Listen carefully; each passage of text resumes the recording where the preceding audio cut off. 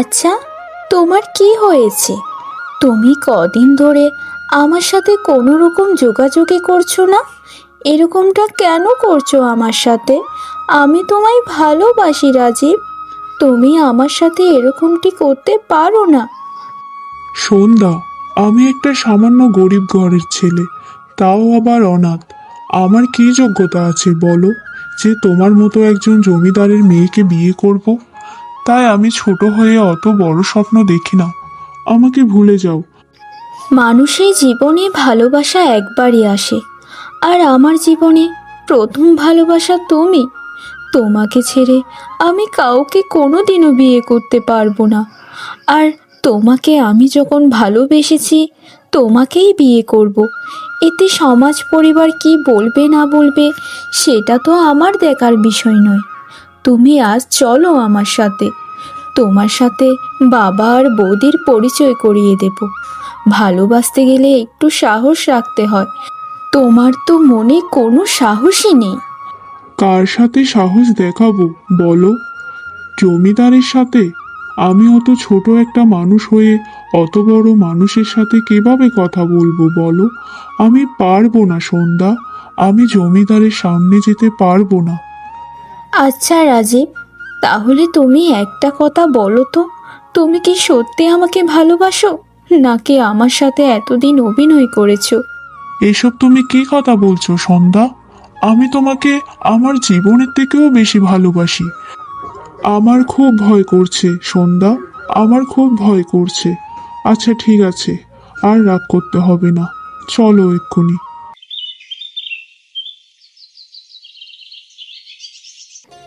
বৌদি, ওর নাম রাজীব। আমি রাজীবকে ভালোবাসি বৌদি, তাই তোমাদের সাথে দেখা করাতে নিয়ে এলাম।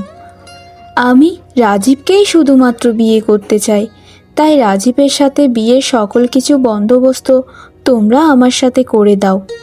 সন্ধ্যা, তুই কিন্তু ভুলে যাচ্ছিস আমি তোর বাবা, তোর সামনে দাঁড়িয়ে আছি। তোর এত বড় সাহস যে তুই একটা চাল চুলোহীন ছেলেকে তোর সাথে বিয়ে দিয়ে দিতে বলছিস? জানিস ওর যে কেউ নেই, ও মানুষের বাড়িতে কাজ করে, দিন মজুরের কাজ করে। আমি মরে গেলেও ওর সাথে তোকে বিয়ে দেব না। দেখুন বাবা, দেখুন তার সাহসটা অন্তত দেখুন। আর এই ছেলে, এই তোমার এত বড় সাহস কি করে হয় হ্যাঁ, জমিদারের মেয়েকে বিয়ে করার? জানো, জানো আমি কে? আমি জমিদারের পুত্রবধূ। আমার বাবাও আরেকজন জমিদার, তাই জমিদারের ছেলের সাথে জমিদারের মেয়েরই বিয়ে হয়। আমাকে ক্ষমা করে দিন জমিদার মশাই, আমি সত্যিই সন্ধ্যাকে ভালোবাসি। আমি হয়তো ছোট জাতের হতে পারি, আমার চাল চুলেতে কেউ না থাকতে পারে, তবে আমি সন্ধ্যাকে খুবই সুখী রাখতে পারবো। টাকা দিয়ে কি সব কিছু হয়? তাই নাকি? জানো তুমি, জানো সন্ধ্যার মাসিক খরচ কত? তার পেছনে তো হাজার হাজার টাকা খরচ হয়ে যায়। অনেক হয়েছে বৌদি, এবার তোমরা আমার রাজীবকে অপমান করা বন্ধ করো। কেন রে সন্ধ্যা, ও কি কোনো লাট সাহেবের পুত্র হয়েছে যে তাকে কোনো অপমান করা যাবে না? এই তো মাও নেই বাবাও নেই, অনাথ, আবার বিয়ে করতে চলে এসেছে জমিদারের মেয়েকে। কত সাহস! সন্ধ্যা, তুই ঘরে যা, আমি ওর ব্যবস্থা করছি। বাবা, বাবা, ওকে এক্ষুনি ধরুন, আর ধরে ঘন পিটুনি দিন, তাহলেই সব কিছু সোজা হয়ে যাবে। তোমাকে সাবধান করে দিচ্ছি বৌদি, রাজীবের গায়ে একদম হাত দিবে না। তার গায়ে যদি একটাও আঁচ লাগে তাহলে কিন্তু আমি জমিদার বাড়ি জ্বালিয়ে পুড়িয়ে ছাড়কার করে দেব। আমি জানতাম আপনারা কখনোই আমাকে মেনে নেবেন না, তাই শুনুন বাবা, আমি আমার রাজীবকে নিয়ে এখান থেকে চলে যাচ্ছি। আমি এখন থেকে রাজীবের বাড়িতেই থাকবো। আপনারা যখন আমাকে মেনেই নেবেন না, তাহলে এখানে বসে থেকে কোনো লাভ নেই।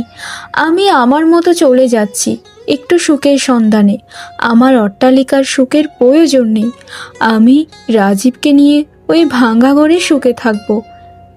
ঠিক আছে ঠিক আছে, যা দেখি কতদিন সংসার করতে পারিস, এটাও আমাদের দেখার আছে।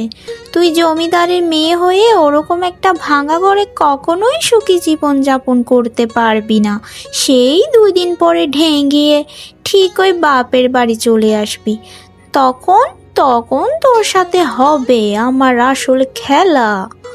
এখন তোর যা ইচ্ছা কর। বৌদি, আশীর্বাদ আমাদেরকে না করতে পারলে অন্তত আমাদেরকে অভিশাপ দিও না। আমরা সব সময় প্রার্থনা করি যেন দাদাকে নিয়ে তুমি খুব সুখে থাকতে পারো। বাবা, আমরা আসি। এই যে দেখো সন্ধ্যা, আমি কোথায় থাকি। তোমাকে আমি আগেই বলেছিলাম এই ভাঙা ঘরে তুমি কি থাকতে পারবে বলো? দেখো রাজীব, তুমি যদি এই ভাঙা ঘরে জীবন কাটিয়ে দিতে পারো তাহলে আমি কেন পারবো না? আমি তোমায় ভালোবাসি রাজীব, আর আমি তোমার স্ত্রী। এখন না চাইলেও তো আমায় এই ঘরে থাকতেই হবে। আমি ভাঙা ঘরেই সুখ খুঁজে নেব। এই ভাঙা ঘরেই আমরা দুজন সারা জীবন কাটিয়ে দেব। এত চিন্তা কেন করছো? আমি জমিদারের মেয়ে বলে কি আমাকে সব সময় ভোগবিলাস করতে হবে? এসব কথা আর কখনোই বলবে না তুমি। তোমার মতো ভালো মেয়ে আমি জীবনেও দেখিনি সন্ধ্যা, যে নিজের ভালোবাসার মানুষের জন্য অত ভোগবিলাস ছেড়ে এই ভাঙা বাড়িতে এসে পড়েছে। তুমি আমার জীবন সঙ্গী হয়েছো, এটার থেকে খুশি আর কিছুই হতে পারে না। আচ্ছা গো, আচ্ছা ঠিক আছে, আমার আর প্রশংসা করতে হবে না। তুমি তো সারাটা দিন কিচ্ছু খাওনি। চলো গো, তুমি কিছু খাবে চলো। আমি না হয় এক্ষুনি রান্নাটা করে ফেলি, কেমন? তুমি এখন রান্নাও করবে সন্ধ্যা? আমার ভাবতে অবাক লাগছে, যার ঘরে 10-20টা করে দাসী ছিল সে রান্না করবে। আগের দিনগুলো ভুলে যাও তো। এখন আমি তোমার বউ, আমি তোমাকে খাওয়াবো, তোমার যত্ন নেব। এটাই তো আমার দায়িত্ব। যাও যাও, তুমি গিয়ে স্নানটা সেরে আসো। আমি তোমার জন্য খাবারটা রান্না করছি, কেমন? তারপর রাতেও আবার দুজন মিলে একসাথে খেতে বসবো, কেমন? এই রে, দেখেছো কত বড় আমার একটা ভুল হয়ে গেছে। সন্ধ্যা, কিছু মনে করো না, আসলে ঘরে কিছুই নেই রান্না করার। আমি তাহলে বাজার থেকে কিছু একটা নিয়ে চলে আসবো, কেমন? আর এমনিতেও রাত হয়ে আসছে, তারপর দুজন মিলে রাতেই খেয়ে নেব। আচ্ছা ঠিক আছে, তাহলে তুমি বাজারটা করে নিয়ে আসো, আর আমি এদিকে একটু বিশ্রাম করি, কেমন? আচ্ছা ঠিক আছে সন্ধ্যা।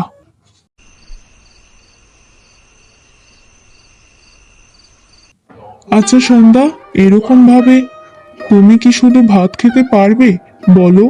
আসলে কি জানো তো, আমার হাতে ওরকম টাকাই ছিল না যে কোনো সবজি তরকারি অথবা মাছ মাংস কিনে আনবো। শুধু কটা টাকা ছিল চাল কেনার, সেগুলো দিয়ে চাল কিনে এনেছিলাম। তুমি যেভাবে জল ভাত খেতে পারো আমিও সেভাবে খাবো। আমার খাবার দাবার নিয়ে তোমাকে অন্তত চিন্তা করতে হবে না। আমি তো বললামই, আস্তে আস্তে আমি সকল কিছু অভ্যাস করে নেব। আমি তোমায় যে বড্ড ভালোবাসি গো। আমি চাই আমাদের এই ভাঙ্গা ঘরটা সুখের আলোয় ভরে থাকুক। তোমার মতো করে আমায় কেউ কোনোদিন ভালোবাসতে পারবে না সন্ধ্যা। তুমি আমার জন্য কত কষ্ট করেছো, খাবারের কষ্ট, থাকার কষ্ট। আর দেখো, আমি তোমার জন্য কিচ্ছুটি করতে পারলাম না। কে বলল তুমি আমার জন্য কিচ্ছুটি করনি? তুমি আমাকে যে তোমার বউ করেছো, এটাই তো সব থেকে বড় সার্থকতা। তুমি কত পরিশ্রমী, সারাদিন কত খেটে খুটে তারপর খাবার নিয়ে আসো। রোদে পড়ে জলে ভিজে কত কষ্ট করে কাজ করো, আর আমি তো শুধু ঘরেই থাকি। তোমার সাথে আমি কথার পেজে পারবো না। আচ্ছা আচ্ছা, এখন চলো খেয়ে নি তাড়াতাড়ি, সকাল সকাল আবার আমাকে কাজে বেরোতে হবে। খাও সন্ধ্যা, পেট ভরে খেয়ে নাও। আসলে কি জানো তো, সারাদিন পরিশ্রম করে তারপর খেতে পাওয়াটার মতো আনন্দ এই পৃথিবীতে বোধহয় আর নেই। আমি এই ভাঙা বাড়িতে একদিনে যেই সুখটা পেয়েছি সেটা আমি জমিদার বাড়িতে কখনোই পাইনি। ইস, যদি বাবা, বৌদি, দাদা একদিন এভাবে থাকতে পারতো তাহলে বুঝতো জীবনের আসল মজা। আসলে কি জানো তো গিন্নি, তুমি অভাব দেখে বড় হওনি, তাই জানো না অভাবের কি স্বাদ। তবে মানিয়ে নিলে সবকিছুই সহজ। আচ্ছা যাও গিন্নি, আর কোনো কথা বলো না, এবার তো খেয়ে নাও।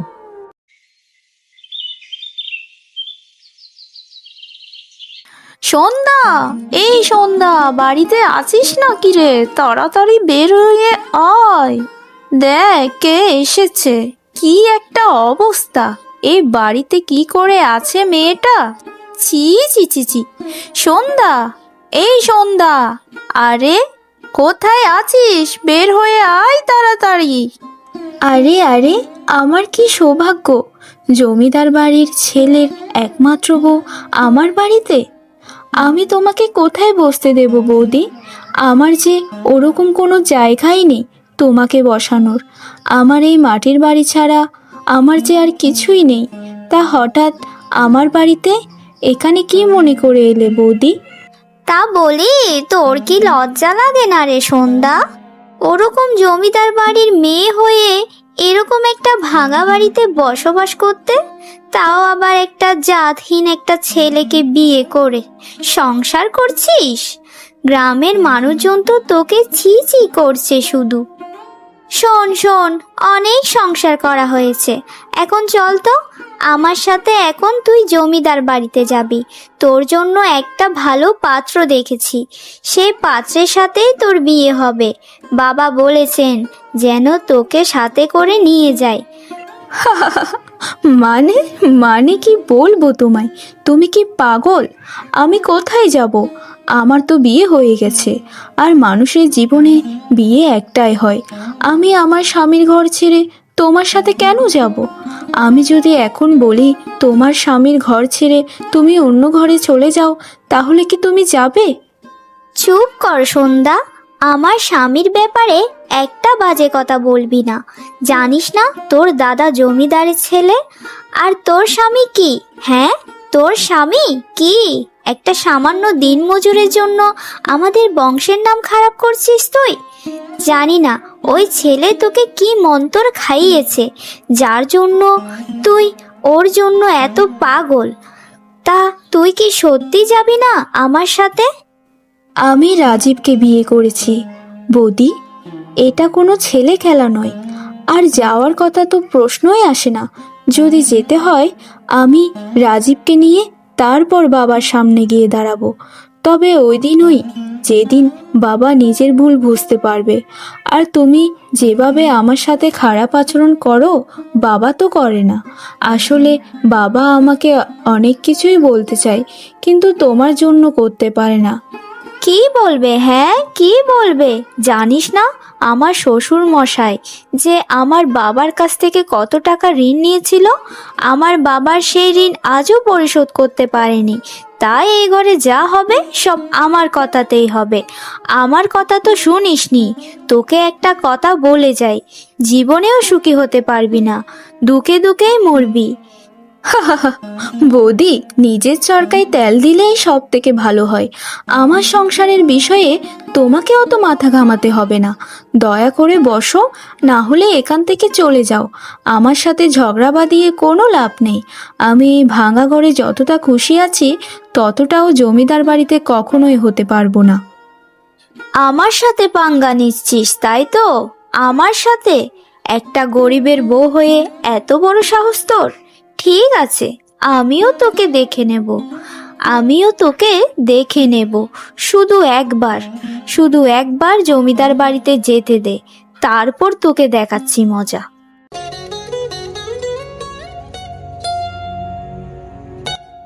বাবা, আজকে আমি সন্ধ্যাদের ওখানে গিয়েছিলাম। ও একটা ভাঙা ঘরে কি কঠিনভাবে বসবাস করছে। জমিদারের মেয়ে হয়ে কি এগুলো তাকে সাজায় বলুন? বৌমা, আমি কিন্তু সন্ধ্যার বিষয়ে ভালোভাবে খোঁজ খবর নিয়েছি। সন্ধ্যা তো অত খারাপভাবেও নেই, সে ভাঙা ঘরেও নাকি সুখে আছে। আমি মনে করি সন্ধ্যা যদি ওখানে সুখে থাকে তাহলে সেখানেই থাক, আমাদের অত মাথা ঘামানোর কিছু নেই। কি বলছেন কি এসব? কি বাবা, জমিদার হয়ে আপনার কি কোনো মান সম্মান নেই? আমার বাড়িতে আপনার মান সম্মান রইল কোথায়? তারা তো বলেছে আপনি যেমন আপনার মেয়েও তেমন। আপনি যে আমার বাবার কাছ থেকে হাজার হাজার লাখ লাখ টাকা ঋণ করেছেন, সেগুলো পরিশোধ করছেন না কেন? যখন মান সম্মান নিয়েই থাকতে পারবেন না, তাহলে ওগুলো পরিশোধ করে দিন। বৌমা, মুখটা একটু সামলিয়ে কথা বলো। আমি তোমার বাবার থেকে ঋণ এনেছিলাম, সেগুলো আবার ফেরতও দিয়ে দিচ্ছি। আর একটা কথা মনে রেখো, সন্ধ্যা কিন্তু আমার মেয়ে। আমার থেকে মনে হচ্ছে তোমারই মাথা ঘামানোটা বেশি হয়ে যাচ্ছে। আমার আপনার মেয়েকে নিয়ে মাথা ঘামানোর নেই, কিন্তু আমার বাপের বাড়িতে আমার একটা সম্মান আছে। এই গায়ে সবাই আমাকে বড় জমিদারের মেয়ে হিসেবে চিনে।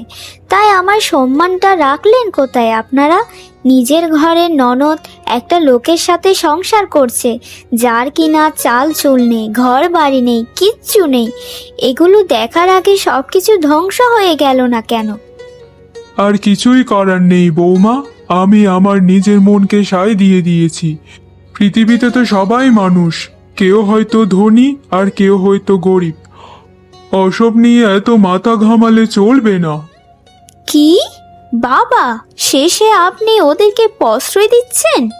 ছি ছি ছি ছি, ভাবতেও আমার লজ্জা লাগছে। আপনি কি না জমিদার হয়ে একটা দিনমজুরের ঘরকে মেনে নেবেন, তাও আপনার মেয়ের জন্য?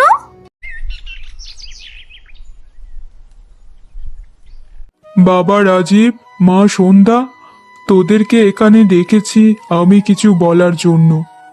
বাবা, সত্যি তুমি আমাদেরকে এত ভালোবেসে ডাকছো বাবা?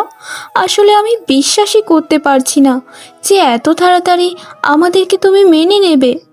না মেনে নেবার তো কোনো কারণই দেখছি না রে মা। তোর মা সে ছোটবেলায় মারা গিয়েছিল, তারপর থেকে তোকে কোলে পিঠে কত কষ্ট করে মানুষ করেছি। কিন্তু তুই আজ যখন সত্যিকারের ভালোবাসা খুঁজে পেয়েছিস, আর আমি তোকে অবজ্ঞা করছি। রাজীব কত ভালো ছেলে, সেটা আমি ভালো মতোই খোঁজ খবর নিয়েছি। হয়তো তার কেউ না থাকতে পারে, শুধু কি টাকাতেই সব সুখ? আসল সুখ তো হয় ভালোবাসায়। জমিদার মশাই, আমাকে ক্ষমা করে দিন। আমি কিভাবে বোঝাবো যে আপনার মেয়েকে আমি কতটা ভালোবাসি, আর আমি চাই নিজের সর্বোচ্চটা দিয়ে হলেও তাকে সুখী করতে।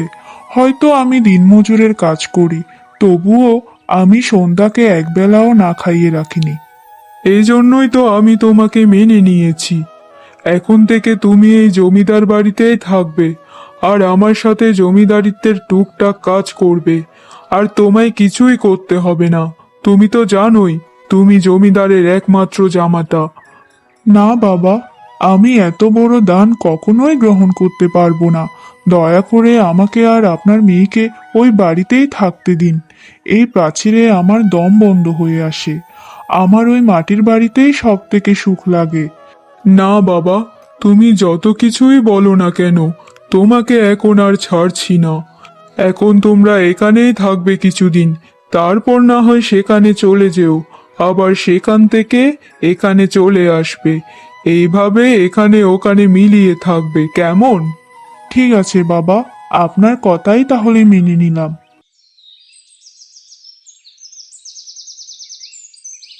না না না, এটা আমি কখনোই মেনে নিতে পারবো না। আমি জমিদারের মেয়ে এবং জমিদারের ছেলের বউ। যে বাড়িতে আমি থাকবো, সে বাড়িতে ওর মতো একটা দিনমজুরও থাকবে? ছি ছি ছি ছি, এটা আমি কখনোই মেনে নেব না। আগে হয়তো এই মেয়েটা জমিদারের মেয়ে ছিল, এখন তো ওই দিনমজুরেরই বউ। তাই ওই দিনমজুর আর দিনমজুরের বউকে এই জমিদার বাড়িতে কখনোই থাকতে দেব না। আজকেই ওদের একটা ব্যবস্থা করব। যাই রান্নাঘরে গিয়ে কাজটা সেরে ফেলি। ওদের সাথে এখন আর গোপন শত্রুতামি করে লাভ নেই, এখন প্রকাশ্যে শত্রুতামি করব। মরে গেলাম গো, মরে গেলাম, আমাকে বাঁচাও, আমাকে বাঁচাও। গরম তেলে যে আমার পা পুড়ে গেল গো, আমার কোমরটাও পুড়ে গেল গো। ও গো, কে কোথায় আছো? আমাকে একটু বাঁচাও না গো, আমাকে বাঁচাও। আমার শরীরটা যে পুড়ে গেল গো, আমার পাটা পড়ে শেষ হয়ে গেল। আরে আরে বৌদি, আরে বৌদি, তোমার কি হলো? কি হলো? এখানে গরম তেল করতে এসেছিলে কেন? তেল গরম করে তুমি কি করবে বৌদি, কি করবে? ওঠো ওঠো ওঠো বলছি, তাড়াতাড়ি আমার সাথে হাসপাতালে চলো। হায় হায় রে, পাটা একদম পুড়েই গেল। তোকে আর তোর স্বামীকে আমি পুড়িয়ে দিতে চেয়েছিলাম রে, গরম তেল দিয়ে। তবে আমাকে এখন বাঁচা রে বোন, আমাকে এখন বাঁচা। বৌদি, এখন তোমার শরীরটা কেমন আছে? এরকম কেন করতে গিয়েছিলে বলো বৌদি? আমাদের ক্ষতি করতে গিয়ে নিজেই তো কত বড় ক্ষতি করে বসলে। তোমার পাটা তো একদমই পুড়ে গেছে বৌদি। বৌদি মশাই বলেছেন এই পা হয়তো আর ঠিক হয়ে হবে না। ও বৌদি, তুমি কাঁদছো কেন? বলো না বৌদি, কি বলবে? আমার পাপের শাস্তি আমি পেয়ে গেছি রে, আমার পাপের শাস্তি আমি পেয়ে গেছি। আর যে জীবনেও আমি পা তুলে হাঁটতে পারবো না রে, আর হাঁটতে পারবো না। তোদের সাথে অন্যায় করতে গিয়ে আমার নিজেরই বড় ক্ষতি হয়ে গেল। আমাকে যদি পারিস ক্ষমা করে দিস তোরা, আমাকে ক্ষমা করে দিস। আর আমি এত ক্ষমাও কিভাবে চাইবো, কারণ যে পাপ করেছি সে পাপের তো কোনো ক্ষমাই হয় না। হিংসে, সংসারে হিংসা থাকলে সেই সংসারে কোনোদিনও সুখ আসে না। তোমরা একদম ঠিক কথাই বলেছিলে, যতটা সুখ না ওই ভাঙা ঘরে আছে সেই সুখ এই বাড়িতে নেই। তোমাদের জন্য আশীর্বাদ করলাম, সারা জীবন এই ভাঙা ঘরেই সুখী হও। বৌদি, আপনি এত উত্তেজিত হবেন না। আমরা আপনাকে ক্ষমা করে দিয়েছি।